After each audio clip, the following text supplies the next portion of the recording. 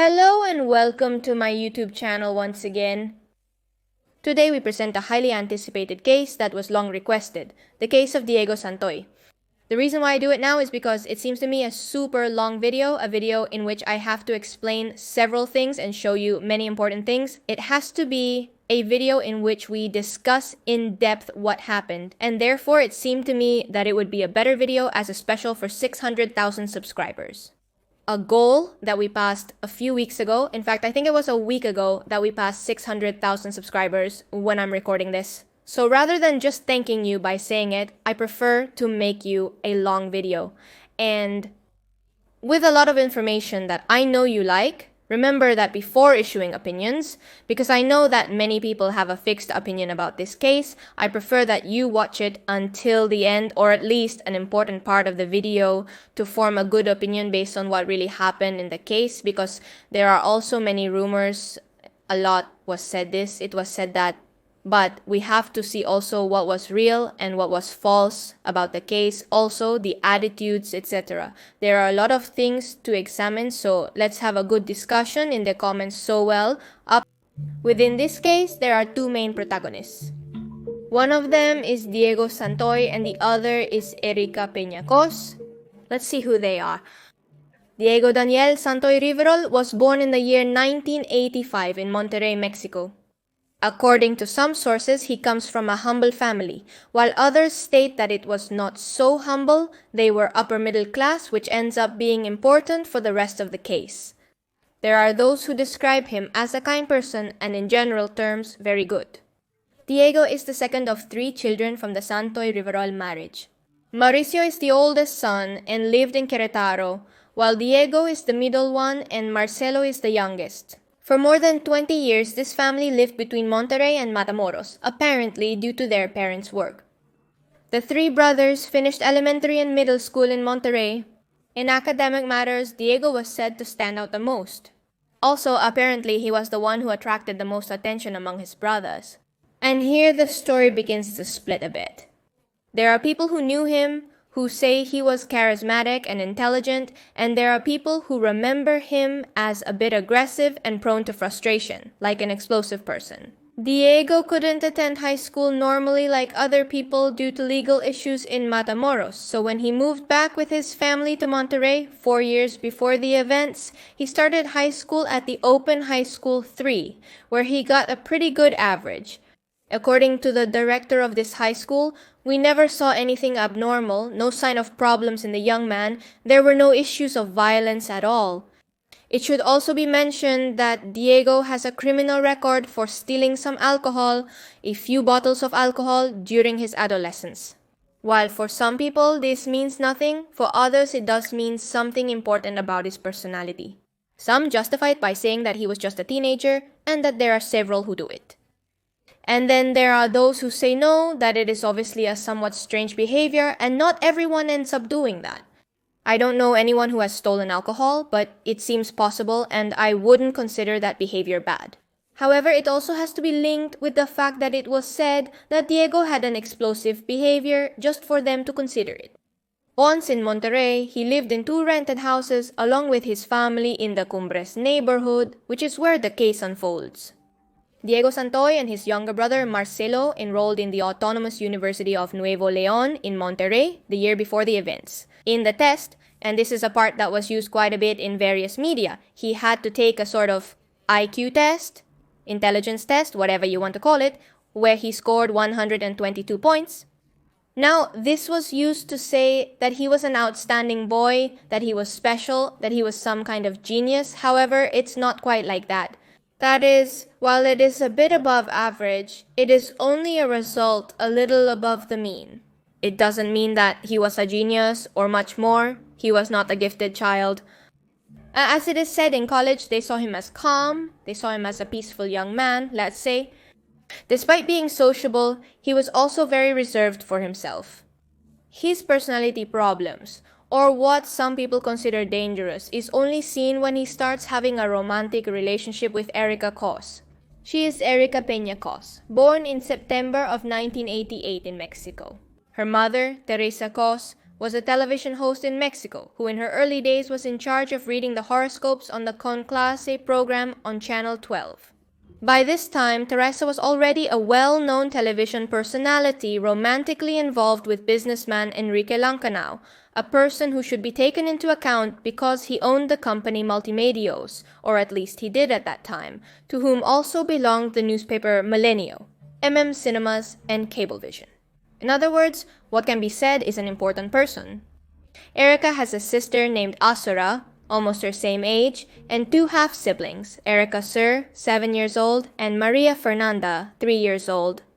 It can be said that Erica came from a well-off family. They lived well.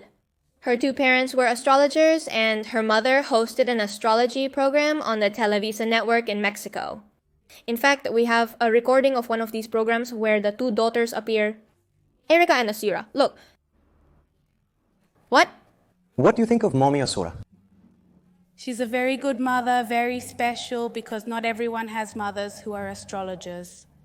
Regarding Erica and her family, their way of acting, etc., there are many rumors, many things that were said by the media that were not real or simply did not have a reliable source, as well as there were rumors about Diego and his behavior. There are things we cannot prove. There are things that would simply be proven with a psychological profile that I do not have, that I did not find anywhere, and therefore I cannot give you now. However, I'm going to tell you some rumors that arose from Erica's side, such as that she got along very badly with her family. Now, this is not verifiable by any of us. These are things that were said in the media. It is said that Erica's parents were very absent and that besides, her mother traveled a lot, so she could not take care of her or her half-siblings. From this, it began to be said that she felt resentment towards her younger siblings for having to take care of them. However, Erica's mother, Teresa Cos, did not simply leave her alone. The children had a domestic worker who took care of them and in fact also slept with the youngest. On the other hand, there was also talk of a rather large inheritance from the children's father because Erica's sister is directly Azura and then there are her half-brothers, the ones I described earlier. These last two are the sons of the owner of the Multimedios company, what I was telling you before. Therefore, there was discussion about what could be the inheritance of these two children, and perhaps the inheritance of Erica, which we could say would serve later for the theories. So, Erica and Diego met at a friend's quinceañera party they had in common. They started talking like any normal couple and became boyfriend and girlfriend shortly after. However, 2 years passed, almost 3, and the relationship began to decline a lot. On Erica's part, as far as we understand, as she said, Diego was starting to have a lot of jealousy attacks and was becoming increasingly manipulative, which is why she decided to leave him. Again, this is according to Erica. The end of the relationship comes when Diego Santoy steals a phone from Erica that her mother had given her, and then he gives it back to her. I really don't know how this story works, but according to Erica, that's what happened for them to definitely break up. According to Erica and some friends, Diego wouldn't accept the breakup. He wanted to get back together all the time and he asked for it more and more. I must tell you anyway that there are also many rumors about the relationship and there is not a single certainty about how things really were. Only they and the people who were close know it. Diego himself also said that he adored Erica's little brothers, that he played with them, that they loved being around him, that he treated them very well, something that you have to take into account later on, not even for the facts, but rather for the confrontation stage. You have to take into account what he is saying at this moment. And it is also said that the relationship was toxic from both sides. It is said that both had episodes of jealousy. But in terms of the breakup, there are two variants. One is that Erica simply left him because she could no longer stand this relationship they had. And the other is what Diego said, that either they only got together to have sex or what he told his friends that he didn't have a girlfriend. There is also what led him to describe as an easy person to manipulate. However, it is not verifiable in return. Like all this case, the facts have two very clear different versions. One is from Erica and the other from Diego. For my part, I have a third version that we will discuss later, but let's start with what Erica said. Along with what Erica said, we also have to consider what one of Diego's friends, Humberto Leal Molina, said. From there, we start with this version. All of this begins on the night of March 1st, 2006. Diego had invited his friend Humberto Leal Molina to have dinner at his house. In the early morning, completely unexpectedly, Santoy asked him to take him to the home of his ex-girlfriend at that time, that is, Erica. He gathered some tools in his backpack and decided to sneak into the place. Between 4:15 and 4:30 on March 2nd, Diego bypassed the main entrance of Erica's house. To her entire family, took out some things he had in his backpack, and put on a ski mask so they wouldn't recognize him. Between 5 and 5:20 in the morning, he enters the house and caught some wires from the phone and some cords from a blind. After this, he started to go through the house. Up to this point, the story is based on what Humberto said and also what Diego Santoy first declared. Inside the house were 5 people: Erica, her sister Asura in her own room, her 2 brothers, and the domestic worker who slept with the youngest girl. According to what Erica says, Diego enters her room to propose once more to be boyfriends again, and in the face of Erica's refusal, he decides to kill her brothers. Although there are also statements that he had already murdered them, that he had already made the whole tour of the house and then had arrived where Erica was. While all this was happening, the domestic worker was locked in a bathroom because Diego had tied her up and put her there. Before leaving, he did 2 things. Tried to kill Erica and then kidnapped the domestic worker, taking her in his ex-girlfriend's car. After this, he went to his brother's house and they both fled to another country together. In the middle of the journey, he released this employee and also gave her money to return home. Diego and his brother were caught 4 days later in Noasaka, fleeing to Guatemala. Now, I told this part very briefly because Erica actually wrote a letter detailing specifically what Diego did, which I want to read to you in a while. As I said, Diego is captured along with his brother before escaping. In fact, he involved his friend Humberto again by asking him for clothes. His friend says he arrived at the house covered in blood, that he gave him clothes and told him to leave. Erica barely survived. They found her in the house and took her to the hospital. They kept her admitted for quite some time. She had very serious injuries, and once she recovered from all this, she wrote a letter from the hospital where she explains what happened that night from her point of view. There are those who choose not to believe this side of the story, and there are those who say it is likely that it happened this way. I'm going to read you the letter she wrote now. I woke up in the morning, and when I entered my mom's room, Diego Santoy appeared behind the door with a ski mask and tape on his shoes. He covered my mouth and hit me with a hammer on the back of my head until he left me unconscious on the floor. We have photos of that. He told me he had killed my siblings and the girl, and that he had taken an excess of drugs and that he had little time left to live. He laid down beside me, requesting to die by my side. About half an hour passed, and he showed no sign that he was going to die. I told him, I think what you took won't work, and he suggested going for a walk. I told him I didn't want to, and that I really couldn't stand up, and that, anyway, I wanted to see my little brothers. He stood up, gave me his knife, and told me to kill him. I refused, and he threatened to kill me instead. I pleaded with him, saying my mom would be devastated. He apologized, but insisted we were destined, and that he would kill me and then catch up with me. That he was going to jump off the suspension bridge. I told him that I wouldn't go with him, not even if I were dead. He said that if I wasn't going to be with him, then he wouldn't be with anyone, and he stabbed me in the neck with his knife about 3 times. We also have photos and a recording of this, where you can see the whole thing with a large cut from end to end. It took me a long time to bleed out, and he seemed to be in a hurry. He stepped on my neck and deflated my lungs so I would die faster. I held my breath and waited for him to leave. I heard the door and mustered my remaining strength to stand, but felt a blow to my neck, knocking me down again, Diego ensuring his work was done. I feigned convulsions and stayed still for about 5 minutes before standing once more. Diego had already left, likely thinking I was dead. With my last efforts, I reached the back office where Linda, the secretary, exiled me. I was taken to the hospital by ambulance, lost consciousness, and later woke up. In a hospital room. Alive, thank God. I still don't understand Diego's behavior. Maybe he is very obsessive and couldn't stand the idea of not being reciprocated with the love he claimed to have for me. But I don't think it was true, since he saw me cry, beg, and suffer for my life, and he simply wanted to take it, regardless of what I wanted and my endless desire to live. Up to this point, then, we only have Erica's version. It's what she tells against what Diego is going to tell. The problem is that as soon as they capture this guy, he confesses to the crime. He admits to killing the brothers. Later on, he repeatedly changes this version, changes what he did. At that moment, the media lawyer Raquel Villanueva takes on the case. Regarding this person, it should also be said that 2 years after defending Diego, she died.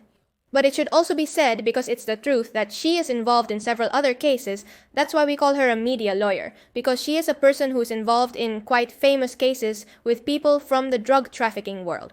Therefore, we cannot determine if it was because of this case, or if it was because of any of the other cases she defended. As I just said, Diego changed the story several times. We will now see what I consider one of the most important of all, which is the one he did with Javier, this man you are seeing here. And I believe that we have to observe very well. Now? You arrived at Erica's house. Around 4:20 in the morning or so, we were in the kitchen and Erica's brother arrived. Erica got angry. She threw a punch, gave him a knife, asked me to kill him. I told her I couldn't. I returned it, I held him, and Erica stabbed him in the Laundry room. Were you holding this kid back? I held him. How many people were in that house at that time, on Thursday, March 2nd? So Katie, Maria. Fernanda, Erica, and I, Azura. Why did no one intervene? What's happening? Weren't there screams? Yes, there were screams from the child at first. Did he scream? Yes. What did Eric do to provoke the anger? He went to the kitchen on his way to the laundry room because he had wet himself. Erica got very upset because she knew her mom was going to say something, was going to scold her, because it was her responsibility to make sure Erica went pee before going to sleep. While the girl was upstairs, Erica tied a knot at one end of one of the ropes. She said, "I'm going to show you a game. We're going to play the puppy game." She said, "Baby, get on all fours like a puppy." He said, "I've brought the leash here." He put it around her neck. Then he sat on top of her. He kept stretching it. The strength in the neck and Erica's weight couldn't do anything. And what were you doing? Oh, I wasn't standing.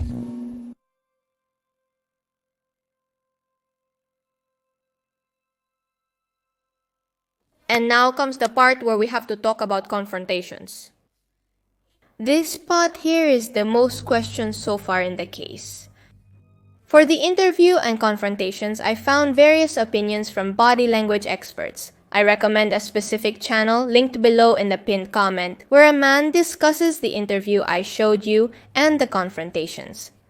And I can't put this video in my video, but I'm going to summarize his opinions, which actually coincide with several others that I've been watching. Let's talk about the Santoy interview that I just showed you.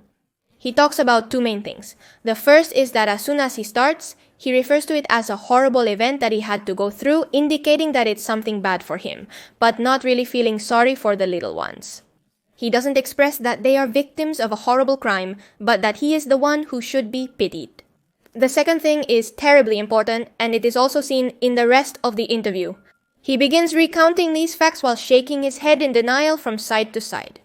This is not a simple tick, as he later nods his head while recounting something that is true. For example, when he says that Erica had the responsibility of making her brother go to the bathroom before bed. Those would be the only times in which he is indicating that he is telling the truth with gestures of his own body. In fact, one of the things that usually happens in these cases is that to lie better, real-life memories are used, so it's not entirely a lie and it becomes easier to recount. At one point, he looks upwards and makes a fist downwards in a pose that indicates a desire to escape. He is also seen lacking empathy, and on the other hand, the interviewer touches his nose and looks to the side, which would be a sign that he doesn't believe anything he's saying. In the interview with Erica conducted by the same person, most of it is consistent with what she says in her expressions, but she shows a lack of empathy for what happened with her siblings. You can see that she won't give them enough importance. That's why I say it's possible that the part where she says she didn't love them that much or they bothered her could be true. Then there's something he mentions, which I also noticed from the beginning, and refers to what Erica said in the interview. During confrontations, Erica avoids eye contact with Diego. This doesn't mean she's lying, but given the context, she doesn't want to see him. After all, he killed her brothers, however annoying they were to her. Moreover, Diego appears emotionless. Erica acts arrogantly towards Diego and also mentions sleeping very well. The main observation would be, how is it possible for her to sleep well after such a crime? But as I already said, almost a year has passed since the events. By then it's already 2007, and although I don't think she sleeps peacefully, or she shouldn't, she prefers to say that. Because of the clear dislike she shows towards Diego, she's only saying things to demonstrate the hatred she has towards him. But at the same time, as this person rightly says, we can't determine everything from short videos. So that's as far as we get with the interpretation. At one point I gave you the knife, didn't I? I passed it in my hand. No, I didn't want to see it. Because I'm not capable of killing anyone. In this clip, Diego asks him if he gave him the knife. She responds no, assuring that that part was true in the story. It is used by many people to justify that Erica is, however, she is not talking about that. This corresponds to the moment, but she isn't discussing that. This corresponds to the moment when she reaches the razor she brought and asks him to kill her, from when she reaches the Razor that she brought and asked him to kill him. In fact, something that I read right in this same video that corresponds to the letter she wrote explaining her version. The text said, he stood up, gave me his razor and said, kill me. I don't know why, and there are people who prefer to ignore this, but obviously I'm not going to ignore it. This is, with context, that part of the confrontations.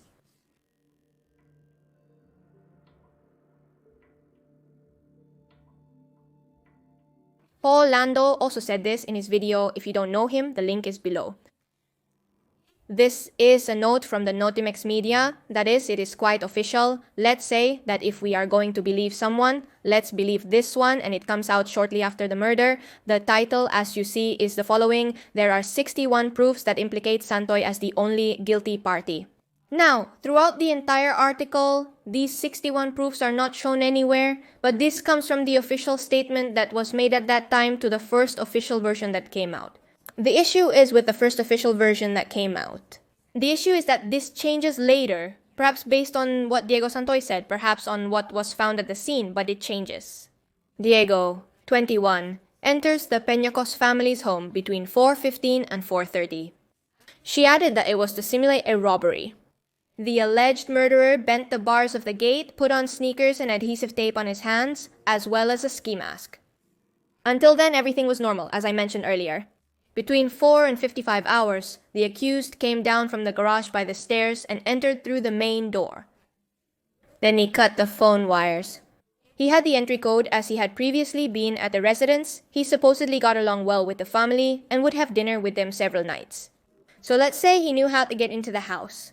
Around 5:40, Diego smoked a cigarette, then went to the living room, cut the cords of the blinds, and deposited them in the kitchen. 7-year-old Eric woke up and was hit by the young man, losing consciousness. Diego carried the young boy and took him to the knife. At 6:30 in the morning, knife. At 6:30 in the morning, the alarm clock of the domestic worker, identified as Catalina, rings. She is surprised in her room, and her mouth is covered with adhesive tape. She is tied up with a rope and taken to the bathroom.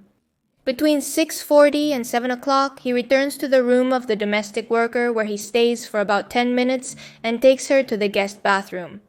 Between 7:45 and 8 o'clock, the 3-year-old girl Maria Fernanda left the room in search of her sisters. Erica goes back to sleep and the youngest returns to the room and strangles her with a cord from the blinds that she had cut moments before. She puts her in a closet. Between 8:30 and 8:40, the mother's secretary, Linda Marentes, arrives at the residence. She goes through the garage, sees that the house door is closed, so she heads to her office, located at the back of the house. This office, as you can see from the photos and the plans, is away from the house. It's not connected to it, and therefore she might not know what was happening inside. Around 10 o'clock, she didn't know what was happening inside. Around 10 o'clock, the secretary calls Erica, and she doesn't answer. About 20 minutes later, she peeks out the office window and talks to the secretary. Then Erica comes down from her room and is surprised by her ex-boyfriend Diego, who starts hitting her and causes her head injuries, which we have already seen. He attacks her with a knife and drags her through the living room into a room. Then the young man goes down the stairs and goes for the maid who was in the guest bathroom, puts her in the trunk of Erica's car to flee the house.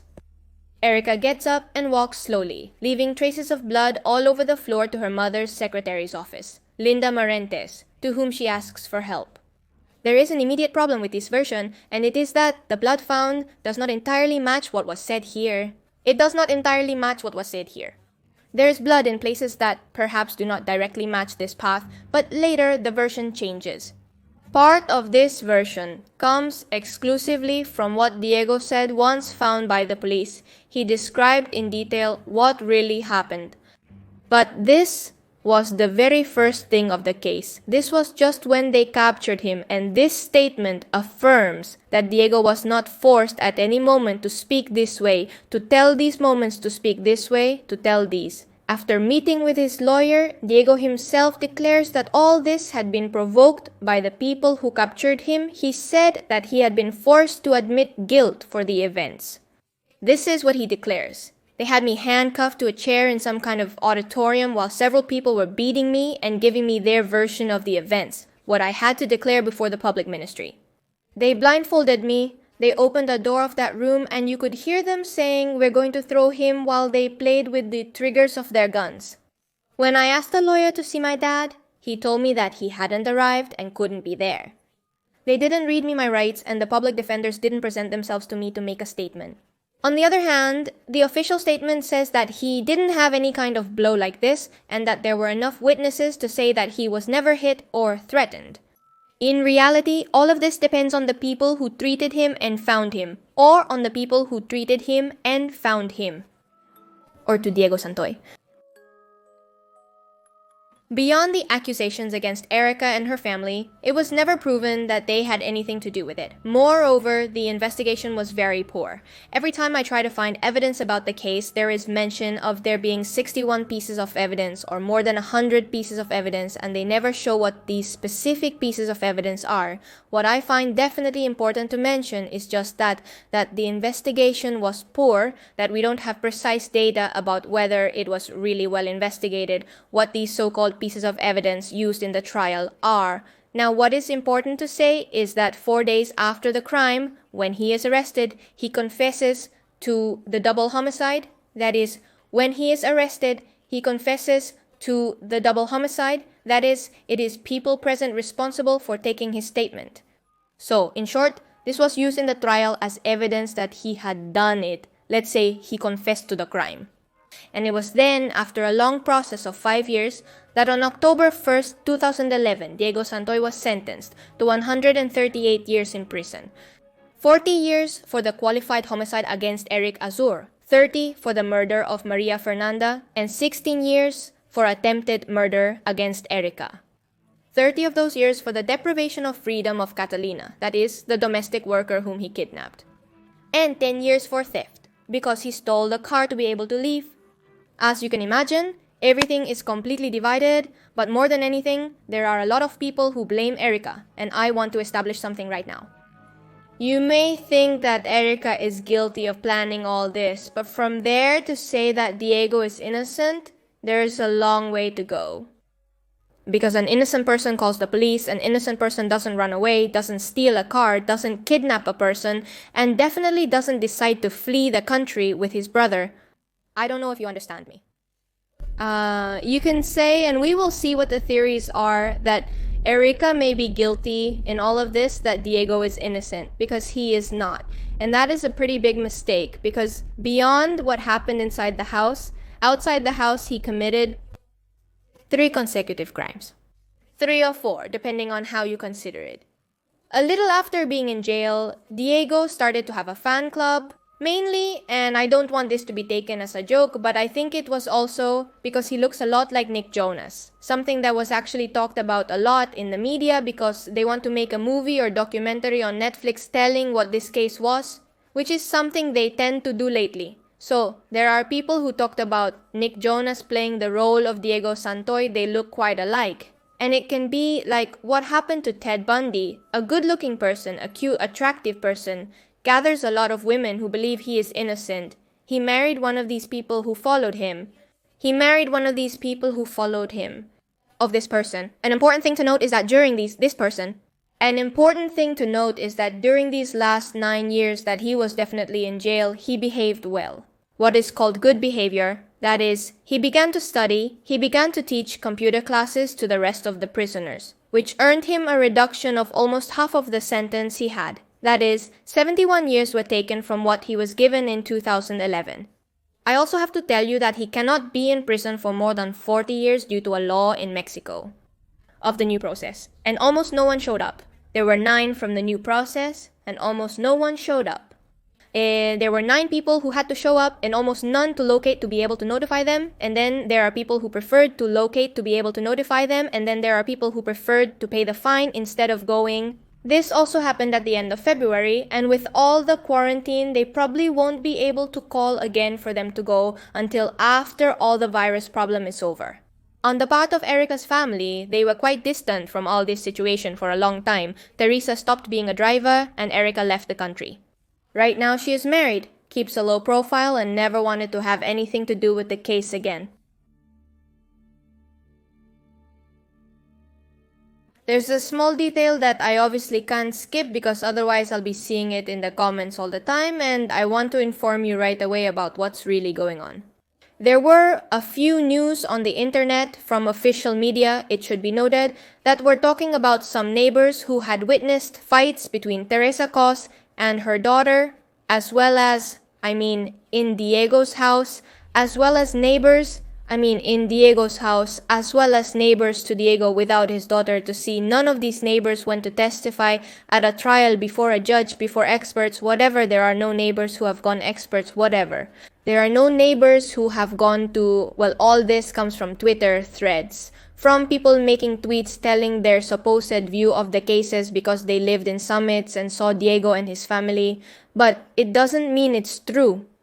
It's really terrible because the media are supposed to tell this from a perspective directly saying that they are only rumors from people on the internet who have no proof from people on the internet, who have no proof of putting titles like neighbor of Clara having seen infidelity in the relationship between Diego and Erica, instead of simply the relationship between Diego and Erica, instead of simply that, yes, they put that it was from Twitter, this, so good for them.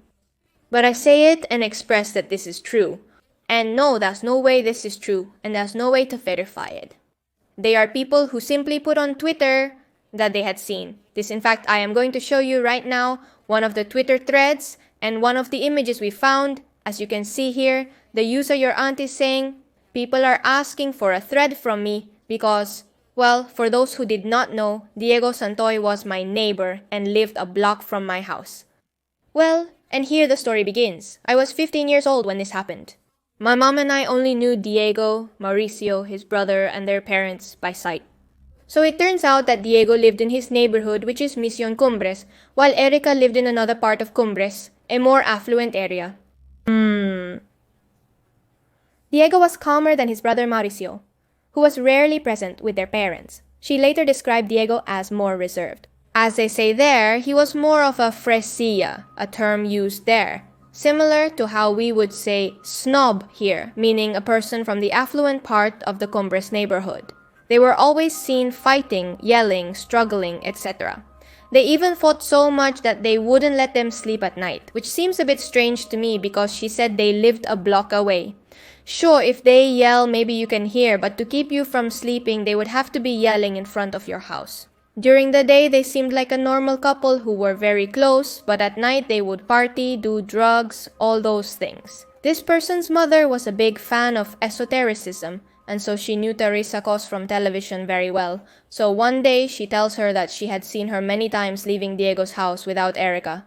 She even goes so far as to say that at one point they simply heard a lot of yelling from Erica and Diego, and that it was actually her who had arrived at the house and Teresa was there with Diego.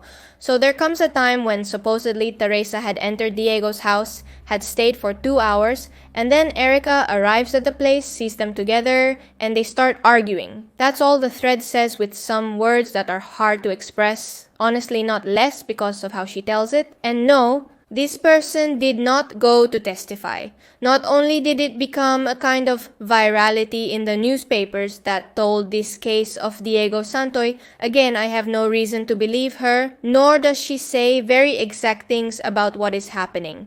Also, a part says that she herself saw them, that no one told her. I just want you to know that this is what the newspapers are saying based on this tweet. It's not based on a person who went to testify before authorities or anything like that. Obviously, a tweet is not going to be taken into account when the case is reopened, which is supposedly already reopened. But we are in the middle of a quarantine, a pandemic, so probably the process is stopped until all this is over. But this here, no, this is not any official data. This is simply... No, this is not any official data. This is simply something that someone started on Twitter. Regarding doubts about the case, there are a lot. Mainly it's in the fact that, for example, Erica's sister, Asura, hasn't heard anything. She was in the room next to Erica, she was there the whole time. But according to her, she woke up listening to music on her laptop with headphones. So she didn't hear anything, didn't feel anything, and she was asleep the rest of the time. Some also questioned Teresa's assistant, asking why he didn't hear or notice anything upon entering. Well, the thing is that according to the story, according to this version we have, this woman arrived when Diego had already left, so she probably couldn't have seen him. They couldn't have crossed paths. Also, the office is separate from the house, it's next door but it's not connected, and therefore it's possible that she didn't hear any noise or cries for help, so there's nothing more to say on that front. According to lawyer Roberto Flores Treviño, the case was not reopened as the media says, but it was always open since there was an injunction involved. However, Diego and his lawyers are being given an opportunity to recreate the confrontations. What he also clarifies is that he doesn't understand why they suddenly decided to do this, as it is not as claimed that Diego was without his defense during the confrontations. In fact, his lawyers were with him during the confrontations 10 years ago. We also have to consider that that's why he believes they definitely won't get the sentence out. It also seems to me that we should analyze the point of view from what happened to the lawyer with this case. Let's see it like this. Diego confesses the crime and after a while hires this lawyer who worked on several cases. Of course, she is hired and sees that Diego has already confessed, so what is the next step if she wants him to get fewer years or if she wants to, exactly that, incriminate another person? The only possibility is to, exactly that, incriminate another person. The only possibility they have since he confessed is to hide any evidence that exists and try to blame other people with sensationalism, which is what happened in this case, for example, changing the whole story as soon as he gets with this lawyer. Then start this thing that he was with the mother of could have resulted, and it is that the murder weapon could have been lost. That is, Diego, as soon as he confessed, also made a map of where he had thrown the weapon. Into a sewer, and therefore when they went to look for it, they didn't find it because it had rained. There was so much current that it took it away, which really plays in their favor if we go to the point that they can't prove that he held the murder weapon. But there are obviously other strange things about the case that I can't avoid mentioning, such as the fact that the bodies of the children were cremated before doing more tests on them. It is also advised not to do this. However, also doing this is also advised not to do it. However, we also have to consider that by that time, Diego had confessed to the crime, and therefore the family has the right to leave the case in which he is the guilty one, and not have to do an autopsy with the bodies of the children. There is also talk about Erica's doll, this one that had turned out bad or broken, and that certain people declared that it was probably a wound from making a wrong move during the act of stabbing. That is, they accused Erica based on this of having stabbed her brother with a bad technique. What I didn't find about this is the proof that it is common for your wrist to bend or get a kind of wound like this when you stab someone. The source of this information is from the most well-known documentary about the case, which most people have likely already seen. The only problem is that the person who is giving this information is simply the host of the show and has as much validity as me talking here. The only problem is that I can give you my sources and he can't give me his. Therefore, when we are talking about where he got that from, we don't know where he got the reference to be able to affirm that. We would also have to discuss the fact that they say that Diego doesn't gain anything in most cases. Nothing is gained, unless it's satisfaction from killing someone. Or directly revenge. We have seen many cases in which it is revenge. And therefore, that can serve both for Erica and for Diego. Let's say saying that he gains nothing is subjective. If he gains something, it would be revenge or the satisfaction of killing someone. Diego also expresses on his part the possible motive of Erica, or what he assures is the reason why Erica killed her brothers, which are two reasons according to him that this is expressed in the confrontations. One of them being that they take care of them, all that, and secondly, she hated finding out about the relationship she had with her mother, Teresa Cos, also assuring that he had a romance with her. One of the focuses of this case is also on Erica's sister Asura, who claims not to have heard any noise since she was with her laptop listening to music. Within all that, it is possible. If she is listening to music and the house is big, she may not have heard anything. At the same time, there are people who do not believe this and believe that she was involved or knew what was going to happen. In addition to everything I just said, I also have to mention a certain fact that another YouTuber named Paul Lando, who I already mentioned in this case, just gave me. In fact, he made several, and when I told him that I was going to make this video, he gave me a certain piece of information that he received once all his videos were finished, so he couldn't publish it.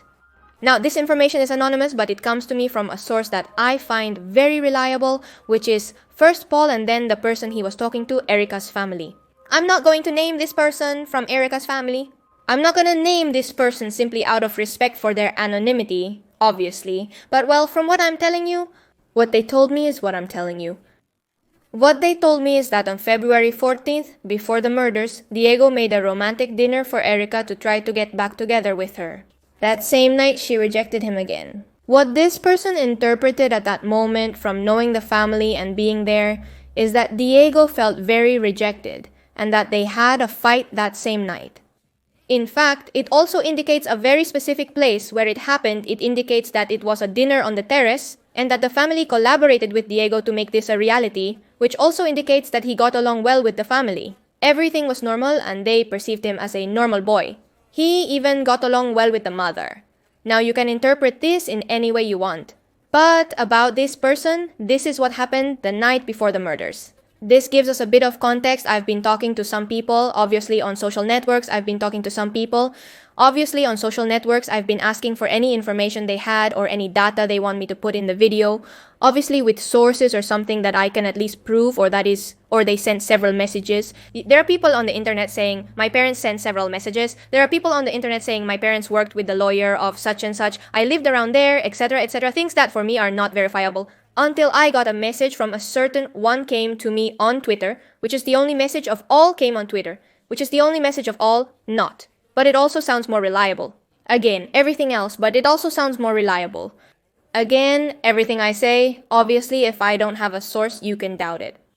This person says that their criminal law professor in university was Angel Mario Garcia Guerra, who told them that what was being said in the news was completely false. He told them that the news was completely false. He told them about the news, the amount of blood there was, that the bodies were in a closet torn apart, meaning it was a murder with a lot of hatred. That's why there are no photos. He also mentioned that obviously he hadn't said all this because Erica's mom, who is clearly a worker at this important channel in Monterrey, didn't want so much scandal. Just like in Monterrey, she wanted to avoid a big scandal. The same as before, whether it's with permission or simply because I want to, so you can doubt the messages I saw, the comments they leave on messages I saw, the comments they leave on YouTube assuring that a certain unnamed person told them revealing information. It's one of the most reliable things I found among the messages that came to me. In terms of what would be theories, hypotheses, we can talk about saying in everything I told you, but let's go with three main ones. The first would be that Santoy is in what we saw outside the house. The fact of what we saw outside the house. He fled from police, failed to report the crime, stole a car, and appeared to have kidnapped the domestic employee. In addition to everything, he kidnapped the domestic employee. In addition to everything, it must also be said because in reality, I have already emphasized it once. Not only did he change his story after one time, not only did he change his story after meeting with his lawyer, but he also invented a rumor about the story he told about Erica's guilt changed. And the story he told about Erica's guilt changed. So we can say that there are two major contradictions. On the other hand, Erica, even though she spoke once, meaning she can't contradict herself much, stuck with that story. She simply said that, wrote the letter, did an interview, 2 interviews, and left. She completely detached herself from the case. The second theory is that Santoy is innocent and Erica and Santoy is not innocent. Perhaps it's innocent to kill and Santoy is not innocent. Perhaps it's innocent to kill the brothers, but it's not simply innocent. He committed crimes anyway, such as not notifying the police, fleeing from the police, trying to flee the country, kidnapping a person, and being an accomplice, as he tells it, of murders, because he precisely tells in one of the versions that he held Erica's brother so that he could kill him. The third theory comes in part from something I told them during the confrontations, which is that there may be a third version of which we are not aware, that probably both are guilty, and that above all, probably both are guilty, and that above all, everything went wrong for Santoy. Now, my problem with this theory is that Santoy from the beginning got nothing for complying with what Erica wanted. Now, let's say that within all this, it is assumed that Santoya is the one who committed the crime, the one who carried it out, and that Erica is the one who thought it, is the person who created all this. The only problem is that unless it's true that they had a plan to commit suicide together, all of this was going to go wrong at some point. Also was that Erica had planned that the two of them would kill each other, that Diego would kill her. That's why she ordered him to hit her with a hammer and also stab her. And then she ordered him to go throw himself off a bridge so that they would both die at the same time.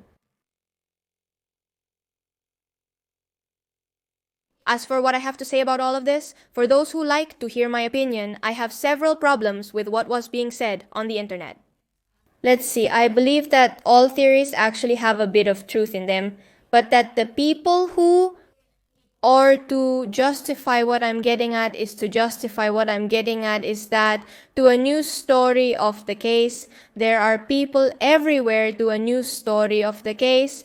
There are people everywhere saying that the guilty one is evidently Erica, and they only base it solely on the confrontations. In the same confrontation in which she previously said she didn't even want to look him in the eyes, not looking him in the eyes, for example, meant to many people that she was hiding something, that she was lying because supposedly when you don't look someone in the eyes, you're lying to them, or it's one of the signs that maybe you're lying. Well, that's one person who directly said they don't want to look at him, in addition to a person who directly said they don't want to look at him. In fact, many believe the family is being dishonest. What I can't understand is how they don't see the obviousness of Diego's attitude. Mind you, I put this on Twitter because I was frustrated with the case, because I was frustrated that there were people not considering all parts of the case. And I have followers who agree, as I have followers who are against what I'm saying, which is that there are people who perceive that Diego was lying in a very blatant way. I perceive it as if he's lying, that he's hiding something, that he's saying something in a very passive-aggressive way. I think I already said this in the confrontations, especially the one with the woman who kidnapped. And she asks questions that have nothing to do with the case, and for me that's simply to distract. There are people who describe that he is very calm, and that therefore that means he is okay. Honestly, I think his attitude is somewhat psychopathic. Very calm, very relaxed, and acting as if he knows the whole story, and that he is telling the truth. I've seen this in many serial killers. I'm not saying he's a serial killer, but the attitude, for example, of the mother was criticized for speaking in front of this boy. Anything he says, any word, people used it to say that he was hiding something or whatever. To me, it seems like a terrible excuse that they use any word to say that he's lying. First, I want to clarify some things. You can't insult him. This isn't seeing him on the street and being able to hit him. You're being recorded for one purpose only, for the trial, just so he can be judged. Therefore, you can't insult him or start crying hysterically, especially since these confrontations occurred 10 months after the events. Therefore, while it may still hurt you, the person is not going to start crying. It also happened in a well-known case here, that of Marita Veron. The mother doesn't cry. The mother is a woman who becomes completely hardened, takes it very badly, and there are people who take it as a person who has already suffered too much, who already has a lot of experience, and who can no longer cry. That afterwards, there is in the interview they did to her, people interpret that she is acting. Make up your minds, do you want people to interpret that she is acting? Make up your minds, do you want her to cry or not to cry? Do you see why this frustrates me? The contradiction is obvious, and yet any excuse is used to blame them instead of looking for real evidence. Like, for example, the confrontation between Erica and Diego. The one that led me to a third conclusion from all of this, a third version that is none of those we have been told. I already explained it. And I'm going to speak directly. For those who don't know the channel or haven't seen the majority of cases I've done, I'm going to talk about the case of Nora Jackson, a woman who was accused of killing her mother and was in prison for many years. Let's see. A few years before the events, her father dies, murdered. They lived far away. They were hardly related, and he was murdered. The truth is that part is very suspicious. If you want to see why it's so weird, it's up in the eye that's in a... Sometime later then, suddenly Nora's mother appears in her house dead. Nora was coming back from going out somewhere. She enters the house, sees that it's broken, which was something her mother did when she lost her keys. She enters, walks, and realizes that her mother is lying on the floor, bloody. She leaves the house and immediately starts asking for help in case no one is around. In case there is in her nails hair that did not belong to this girl and of which no in-depth analysis was wanted to be done. But the worst of all that case is not that there were no evidence and that the corresponding exams were not carried out, but they condemn Nora based on that. Another known the basis of the whole case is that she had a strange behavior, that she was a very rebellious teenager, that sometimes she did not get along with her mother, the typical, and only for that they condemn her. I tell you, there is no evidence. There is no evidence in that case. There were no evidence that she had done anything. There was no deoxyribonucleic acid anywhere. And what seemed most curious to me is that it is a very important detail in reality. She had freshly made acrylic nails. Very important in reality. She had freshly made acrylic nails just when the mother appears dead. It was 4 or 5 in the morning. She had them done the day before and the nails were new. They had no traces of blood anywhere. And everyone knows that nails are not made of stone if you force a knife to stab a person. Many times, obviously, something is going to happen to you. A scratch, you are going to break a nail. There was nothing in addition to all we are talking about, a time that was recent in which there were deoxyribonucleic acid tests. And therefore, there were also tests to be able to see traces of blood that have been erased, that have been cleaned. There was nothing. They were completely clean. They had just been done.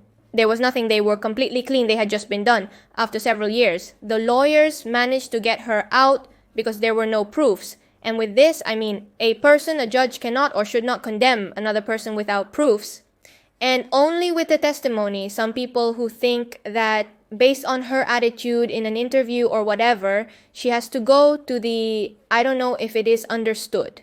On the other hand, I don't know if Diego is understood. On the other hand, Diego escaped from the country, did not report to the police despite he witnessed everything. He never reported to the police, which is also a crime.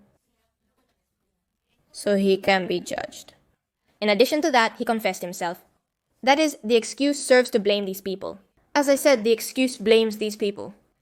But as I said, whoever planned this, for any of the reasons I already mentioned before, it's completely possible, but let's see. To determine that, we have to go to tests or a slightly deeper examination than just saying that because of how he answered in an interview, he killed his 2 brothers. That's incompetence. And in a case, let's say, in a situation like this, it's not okay. There you have my opinion. It's a long opinion, it's a bit harsh on some people, but seriously, I was very, very frustrated. I think each case needs a deep analysis. And if I think each case needs a deep analysis, and if the people obviously in charge of doing that don't do it, if we're going to do it on the internet without any kind of qualification, we better look closely. So well, that's the whole case for today. Remember that in the comments you can leave me what you think about the case, discuss, put the theories you have. the hypotheses that occur to you, and say what you think of all this, because obviously your opinion matters to me. I hope you liked the 600,000 special, because for me it was an effort to do it, mainly because of my mental health, which is about to collapse. Here. The video ends here. My cat is still lying down. She stays comfortable in her puff all the time. And it's dark where the camera is pointing, but I have pictures if you can't see her. So don't worry, and if you want more content like this, or if you like how I narrate, or if you like the information I give, or my opinions, you can follow me down there on the button that says subscribe, which is really a very good way to tell me that you appreciate what I do. Also, I tell you that you can press the little bell that is next to subscribe if you want YouTube to notify you when it works, and sometimes it doesn't. We still don't know what criteria YouTube has to send you the videos or not. So, well, without anything else to say, here on the side are my Patreons. Thank you all for supporting me through that platform. I appreciate it very much. And I greatly appreciate the people who watch me from YouTube. You're awesome. Check out this new video. Subscribe by clicking on my face. See you in another video. Goodbye.